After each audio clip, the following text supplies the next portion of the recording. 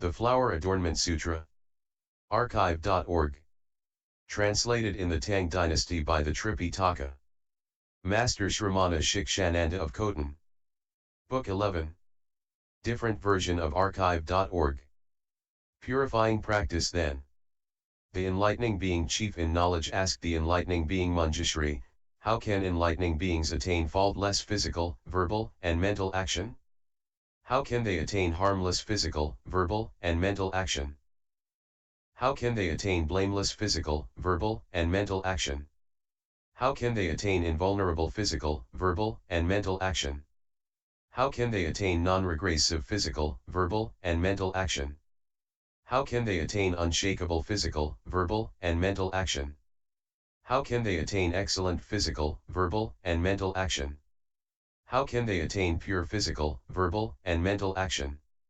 How can they attain unpolluted physical, verbal, and mental action? How can they attain physical, verbal, and mental action that is guided by wisdom? How can they attain birth in appropriate places, among good people, physically complete, with full mindfulness, understanding, completeness in conduct, fearlessness, and awareness? How can they attain excellent discernment, foremost discernment, supreme discernment, immeasurable discernment, incalculable discernment, inconceivable discernment, incomparable discernment, unfathomable discernment, inexpressible discernment? How can they attain causal power, will power, skill power, the power of proper conditions and objects of attention, faculty power, powers of observation, the power to stop the mind, powers of analytic insight, and power of contemplative thought?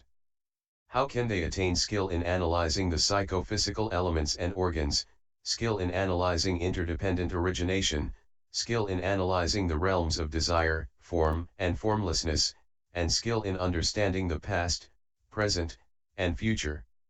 How can they cultivate well the branches of enlightenment, mindfulness, discernment, effort, joy, well-being, concentration, relinquishment? How can they attain emptiness, signlessness, wishlessness? How can they fulfill the means of transcendence, generosity, self-control, tolerance, effort, meditation, and wisdom? How can they fulfill kindness, compassion, joy, and equanimity?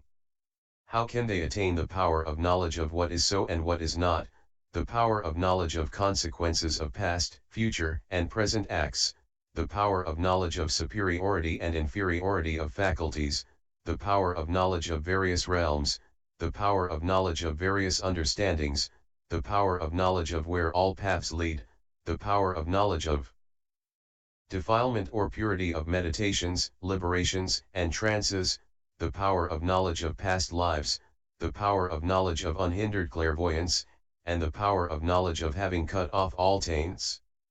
How can they always gain the protection, respect, and support of celestial kings, dragon kings, yaksha kings, Gandharv kings, titan kings, Garuda kings, Kinnara kings, Mahoraga kings, human kings, and Brahma kings?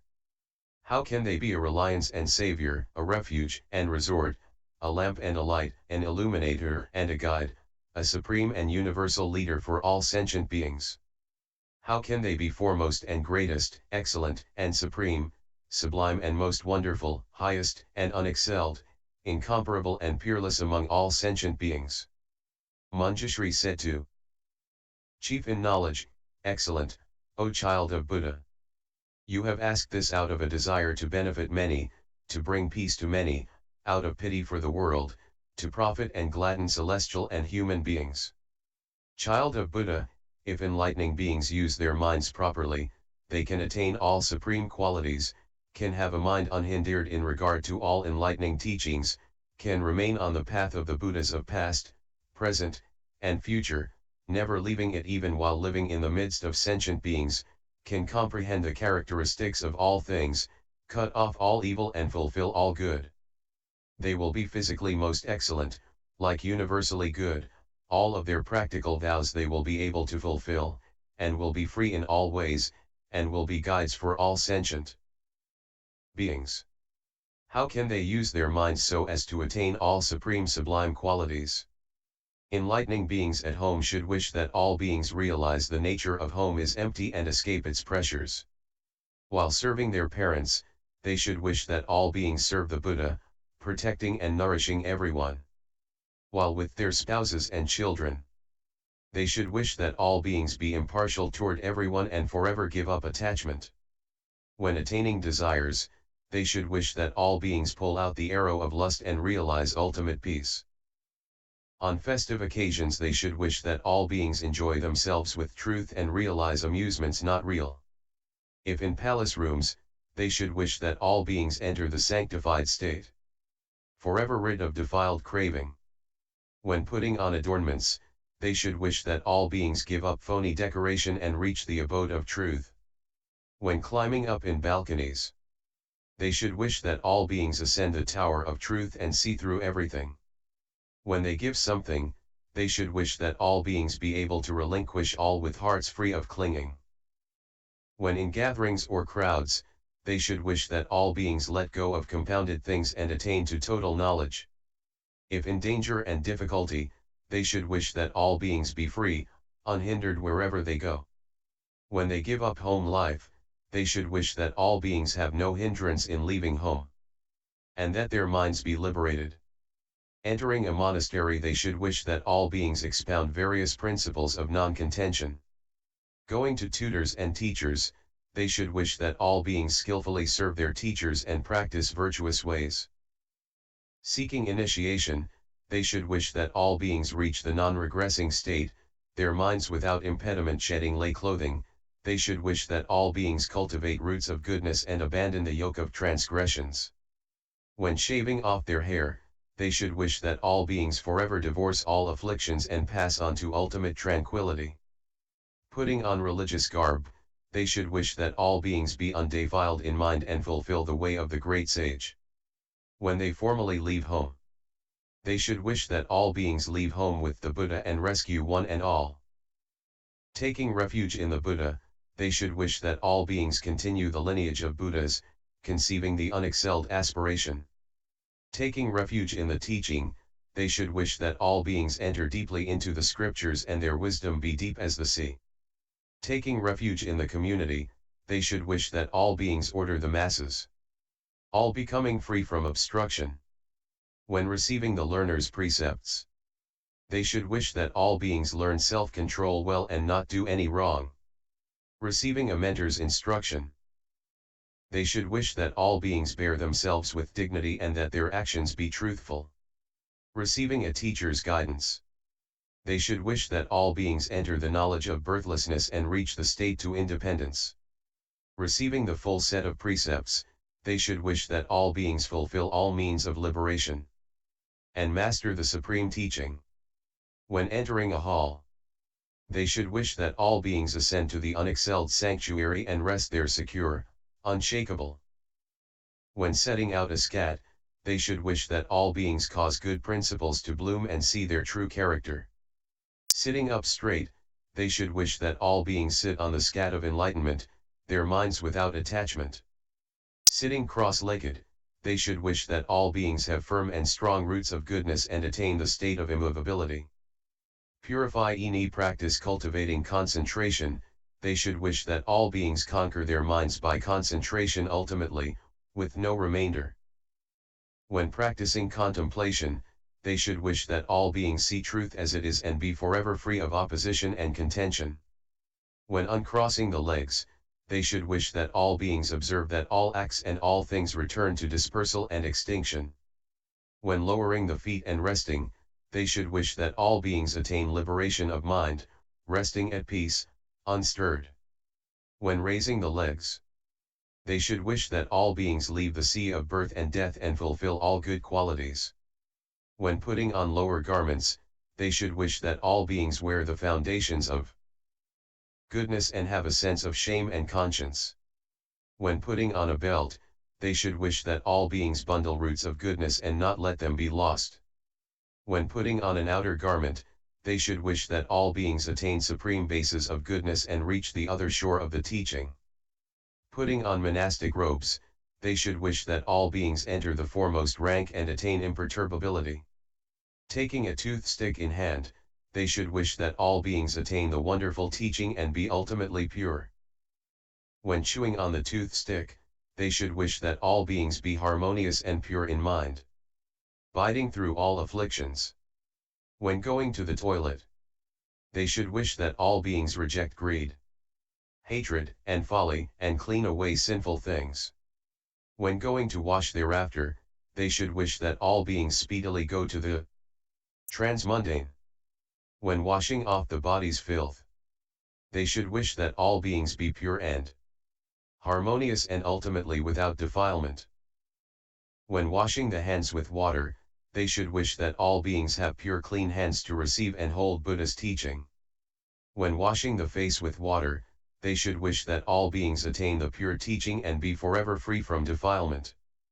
Picking up a staff, they should wish that all beings establish great works of charity and point out the road of truth. Taking up a bowl, they should wish that all beings perfect the vessel of truth and receive human and divine support. Setting out on a road, they should wish that all beings go where the Buddha goes, into the realm of non-reliance. When on the road, they should wish that all beings tread the pure realm of reality, their minds without obstruction. Seeing a road uphill, they should wish that all beings forever leave the world, their minds free from weakness. Seeing a road downhill, they should wish that all beings be humble in mind and develop enlightened bases of virtue. Seeing a winding road, they should wish that all beings abandon false paths and forever purge wrong views.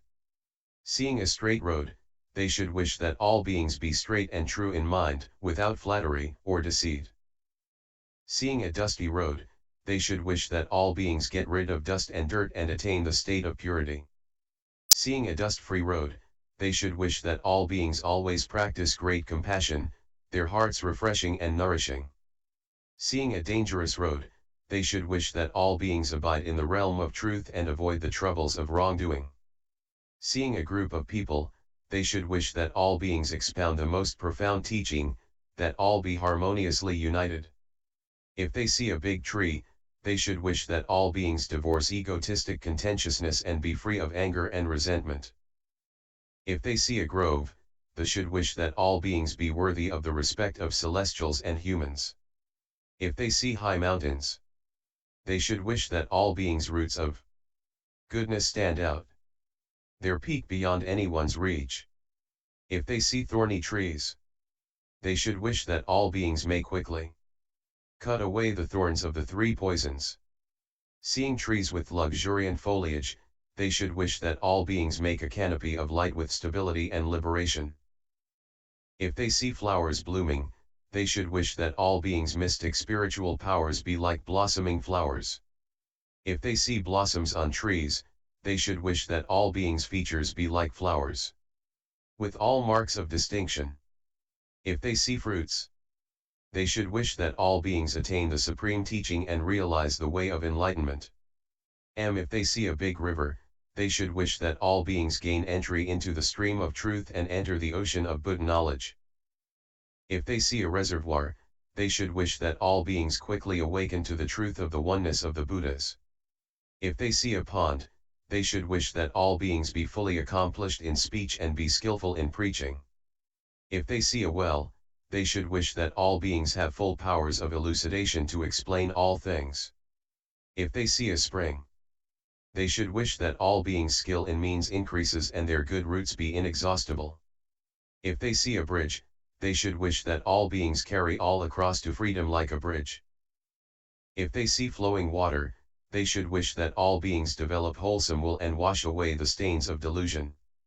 Seeing a garden cultivated, they should wish that all beings in the garden of sense desires clear away the weeds of craving. Seeing a forest of sorrowless trees, they should wish that all beings forever divorce greed and lust and not produce anxiety and fear. If they see a park, they should wish that all beings diligently cultivate the practices leading to Buddha's enlightenment. Seeing people wearing ornaments, they should wish that all beings be adorned with the Buddha's 32 marks of distinction. Seeing the unadorned, they should wish that all beings give up decorations and practice austerity. Seeing people attached to pleasure, they should wish that all beings delight themselves with truth, not abandoning love for it. Seeing the unattached, they should wish that all beings have no care in their minds for fabricated things.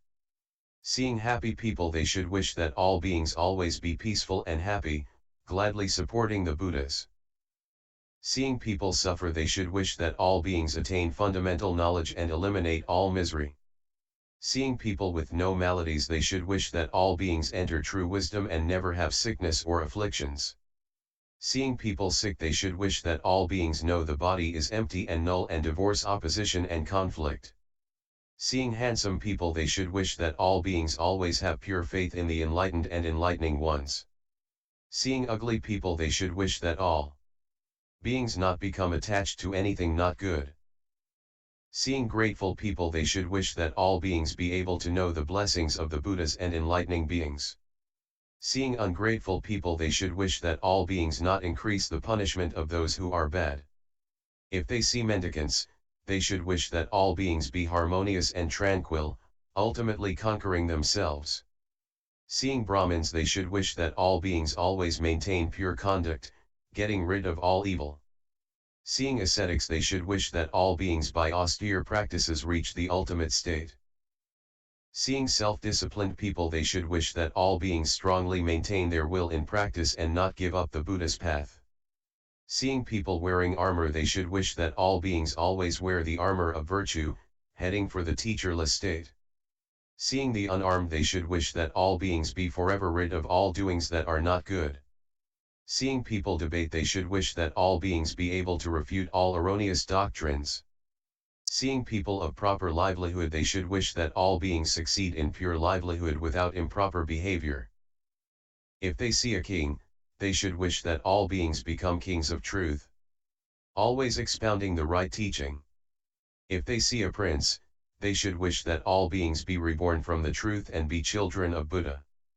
If they see an elder, they should wish that all beings be able to clearly cut off and not practice evil ways. If they see a great minister, they should wish that all beings always maintain right mindfulness and practice all virtues. If they see a castle, they should wish that all beings gain strong and firm bodies and indefatigable minds. If they see a capital, they should wish that all beings collect all virtuous qualities and always be joyful and blissful. Seeing someone in a forest, they should wish that all beings be worthy of praise and honor of celestials and humans. Entering a village to beg, they should wish that all beings enter the profound realm of truth, their minds without impediment. Coming to someone's door, they should wish that all beings enter into all doors of Buddha's teaching. Having entered a house, they should wish that all beings might enter the vehicle of Buddhahood, which is equal in all times. Seeing someone who doesn't give, they should wish that all beings never ever give up supremely virtuous ways.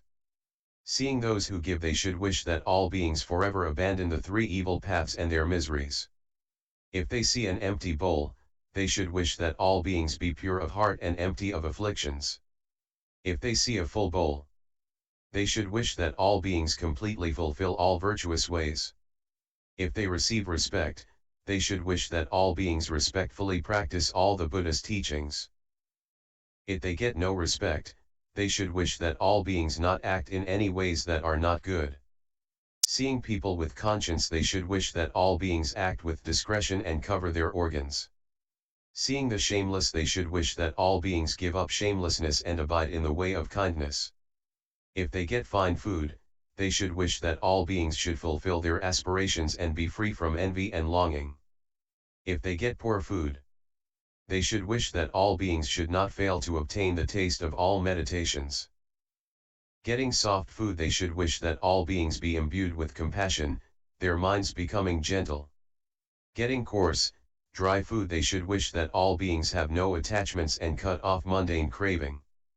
When they cat, they should wish that all beings feed on the joy of meditation and be sated by delight in truth. When tasting flavor, they should wish that all beings attain the supreme savor of Buddhahood and be filled with the elixir of immortality. When the meal is finished, they should wish that all beings accomplish all their tasks and fulfill the Buddha's teachings. When they explain the teaching, they should Wish that all beings attain inexhaustible eloquence, and widely expound the essentials of the teaching. When they leave a place, they should wish that all beings deeply enter enlightened knowledge, forever leaving the triple world.